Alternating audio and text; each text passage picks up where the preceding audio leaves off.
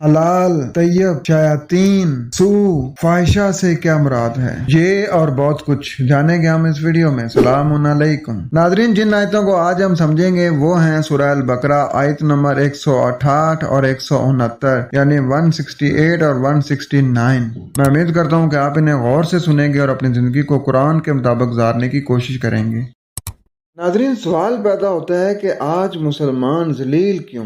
اے مسلمانوں، تمہارا ہاتھ جو ہمیشہ اونچا ہی رہتا تھا اب وہ نیچا ہو گیا ہے اور انکار کرنے والے کے آگے پھیلتا ہے۔ جہالت، افلاس، قرضداری نے ہر جگہ تم کو ذلیل و خوار کر رکھا ہے۔ کیا یہ اللہ کی رحمت ہے؟ اگر یہ رحمت نہیں ہے بلکہ کھلا ہوا غضب ہے تو کیسی عجیب بات ہے کہ مسلمان ہو اور اس پر اللہ کا غضب نازل ہو، مسلمان اور ذلیل ہو، مسلمان اور غلام ہو۔ یہ تو ایسی ناممکن بات ہے جیسے کوئی چیز سفید بھی ہو اور سیاہ بھی ہو۔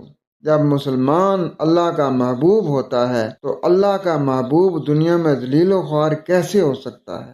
کیا نعوذ باللہ اللہ ظالم ہے کہ تم تو اس کا حق پہچانو اور اس کی فرما برداری کرو اور وہ نافرمانوں کو تم پر حاکم بنا دے اور تم کو فرما برداری کے معاوضے میں سزا دے۔ اگر تمہارا ایمان ہے کہ اللہ ظالم نہیں ہے اور اگر یقین رکھتے ہو کہ اللہ کی فرما برداری کا بدلہ ذلت سے نہیں مل سکتا تو پھر تمہیں ماننا پڑے گا کہ مسلمان ہونے کا دعویٰ جو تم کرتے ہو اسی میں کوئی غلطی ہے۔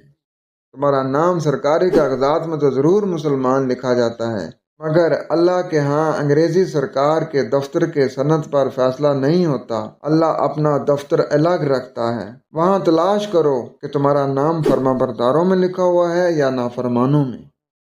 بڑھتے ہیں اپنے سبق کی طرف اور پڑھتے ہیں سورہ البقرہ آیت نمبر 168۔ میرے پاس اس وقت محمد حنیف صاحب کا لکھا ہوا ترجمہ ہے، پہلے اسے پڑھتے ہیں۔ اے لوگو، زمین میں جو حلال اور پاکیزہ چیزیں ہیں انہیں کھاؤ اور شیطان کے نقش قدم پر نہ چلو، وہ تمہارا کھلا دشمن ہے۔ یا ایھا الناس، اے لوگو، کلو، حاصل کر کے برتو، مما فی الارض، اس سے جو زمین میں ہے، حلالا طیبا، ایک پسندیدگی اپناؤ، ولا تتبعوا، اور تم اتباع نہیں کرو، تم پیچھے نہیں چلو، خطوات شیطان، خاص سرکشی کے خطوط کی یا سرکشی والے راستے کی، انہو لکم، بے شک وہ تمہارے لیے، عدو مبین، واضح دشمن ہے یا بیان کی ہوئی عداوت ہے۔ تو یہاں جو ہدایت ہے وہ یہ ہے کہ اے لوگو یا اے انسانوں، زمین میں جو پسندیدہ ہے اسے اپنا لو اور تم نے سرکشی کے خطوط کی اتباع نہیں کرنی۔ جو اللہ کے احکامات ہیں نا ان کی فرما برداری اختیار کرنی ہے، ان سے سرکشی نہیں اختیار کرنی۔